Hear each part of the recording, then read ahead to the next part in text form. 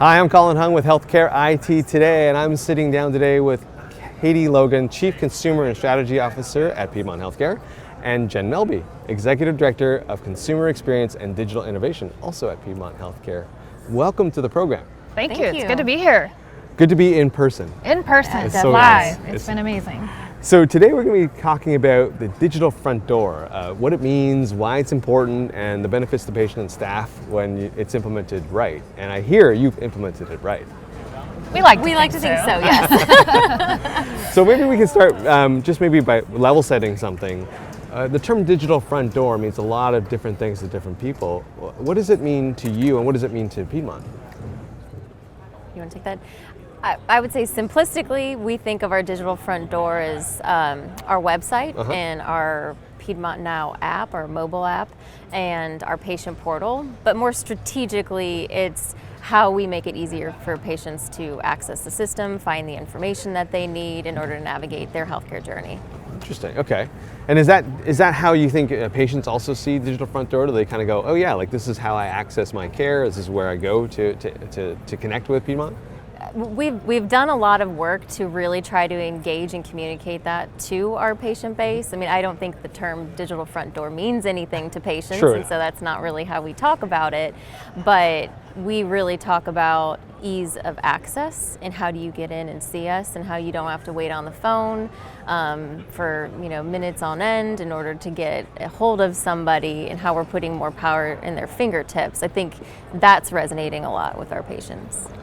Yeah, we're really trying to meet people where they are. So I think from a consumer perspective, it's all about how do I get in, get the right care, right time, right place, and that looks and feels different for each individual.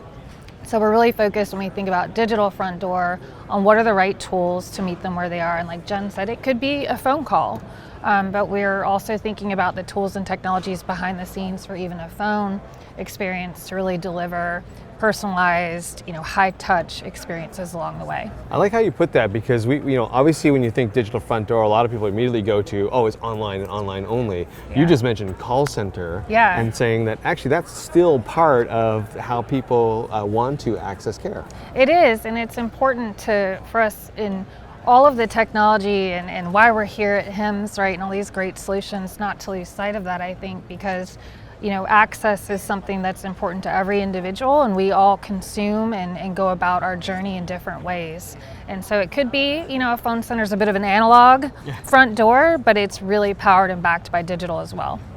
So let's focus on the digital part of it.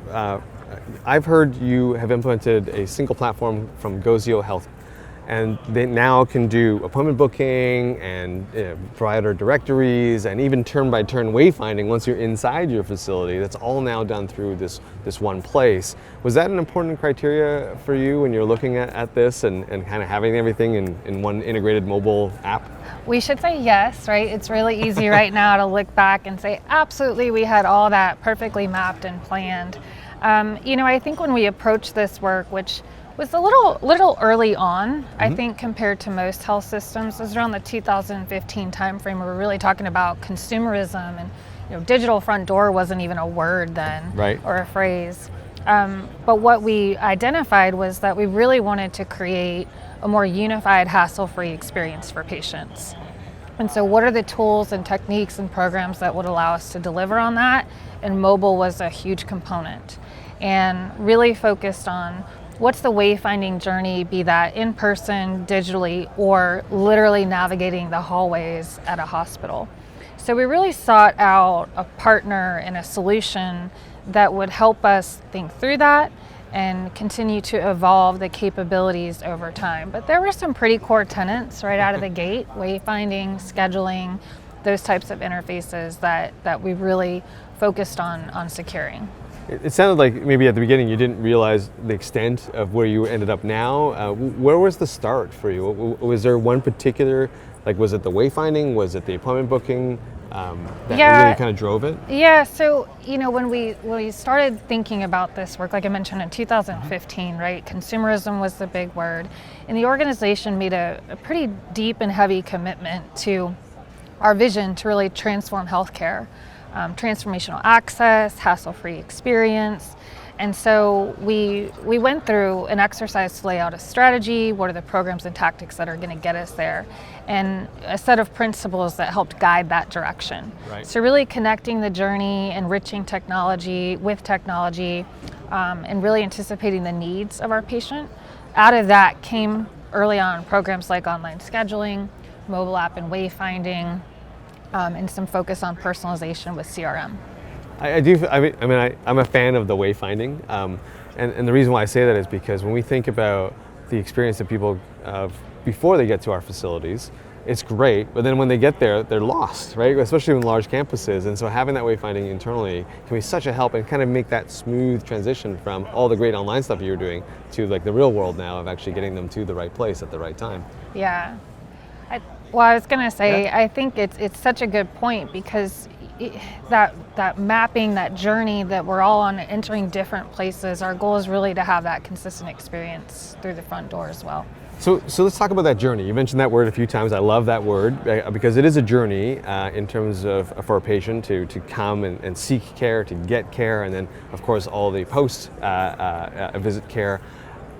How important was it to you and your community to have that digital companion, if you will, the digital capability to kind of go along the way rather than just, I'll call it adjunct or haphazard kind of connections that maybe, you maybe talk about that? Or Absolutely. I mean, I think one of the things that we've learned along the way is that in this journey and experience, we've found a lot of digital tools and solutions that we have enabled. However, we really understood that we needed to connect all of those together because it might not be as intuitive for a patient to understand when do they need to go to this digital solution and when do they need to use that, or if they're calling and they don't really perceive it as a digital interaction, how do we make sure that they're connected into that digital experience when they arrive on one of our physical campuses? So connecting the dots and kind of creating like a wraparound experience that really focuses on how do we communicate these things to our patients, how do we make that call to action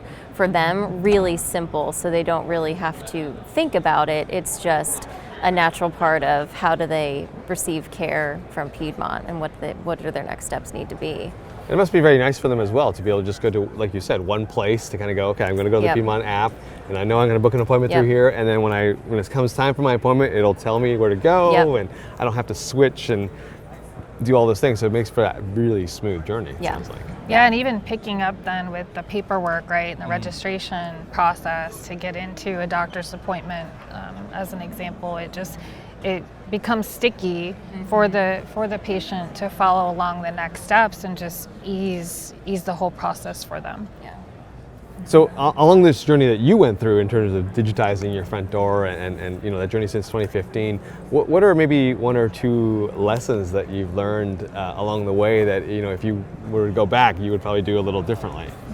That's a good one. It's a really good question. I think one of the things we did well, something that we kind of tackled head on, was understanding that the strategy wasn't a digital solution. The strategy was really transforming around consumerism, meeting patients where they are, transforming access to care. Digital was that platform that enabled it. So really the change management that it required was kind of a cultural shift to redesign our workflows, our policies and procedures, templates, physicians' control of, what we can enable a patient to schedule. So that was really kind of where the hard work was, but digital was just a huge way that we could get there. So I think we did a nice job of understanding that, and I think connecting the dots for the rest of the organization on that. Obviously, there's probably several things that we look back, we could kind of think about, man, I wish we could do that differently.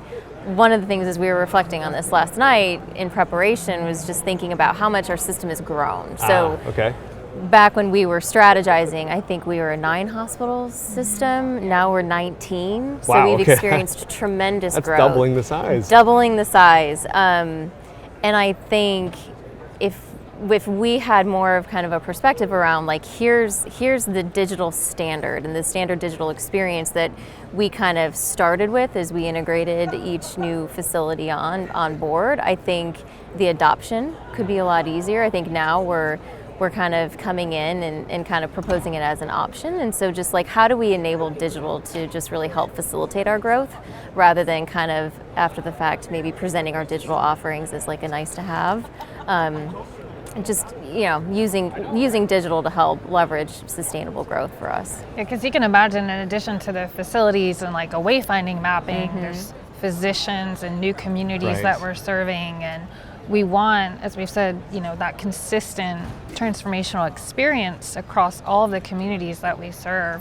So we've been talking a lot about this, how do you ensure it's always on? Right? So a feature, a functionality, a digital tool, a component, mobile app, online scheduling, whatever it is, how do we go into that growth with that mindset so we're not coming back around trying to do it later? And I think that is something, you know, as organizations think about this and have growth potentially in their future to think about. Let me ask you this question just around adoption, because you mentioned that. Was there anything that you felt you did really well in terms of getting people to adopt it, or even letting people know that this was an option in terms of the patients and even your providers, to let them know this was something that people could use? Yeah, it's really interesting because when we started early on, it was, I think, still a little bit unexpected from healthcare consumers. You know, what do you mean I can open this app and get where I need to go, or book this appointment, or get into my chart? And so we've really been intentional about communication, not only through things like marketing campaigns, which is where we started early, but engaging operationally with the practices, with our care teams, with our employees to be champions and messengers of that as well. And I think that's been a critical success factor, and we probably could have done more of that early on, but kind of figured it out along the way. Yeah. Excellent. I think one good example of that, I think staff engagement has really been able to take us from decent adoption to getting into really the adoption numbers that we're looking at. Like when we first rolled off the wayfinding in the mobile app, we had contests and games that the staff could participate in. So we had like the CEOs of our facilities take pictures of themselves in a certain area of the hospital. We kind of hid it into the wayfinding mobile experience, and then just challenged all of our staff members to download the app and go find them. Like, use it yourself, because the next time a patient is coming and saying, I have no idea where I need to go, can you help me? They've used it before, so they're better kind of champions for the tools that we have. That is an amazing idea. I love that. It was pretty fun. Like, people really liked it. I can imagine that. Well, Katie, Jen, thank you so much for being on the program today. You've shared a lot of wonderful information. Really appreciate it. Great. Absolutely. Thanks for having us. Thank you. If you enjoyed this interview as much as I did, we'd love for you to subscribe, rate, and give us a kind review where you're listening or watching.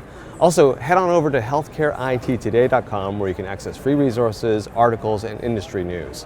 Also, you can connect with us on Twitter using the hashtag #HITSM. I'm Colin Hung. Thanks for being here.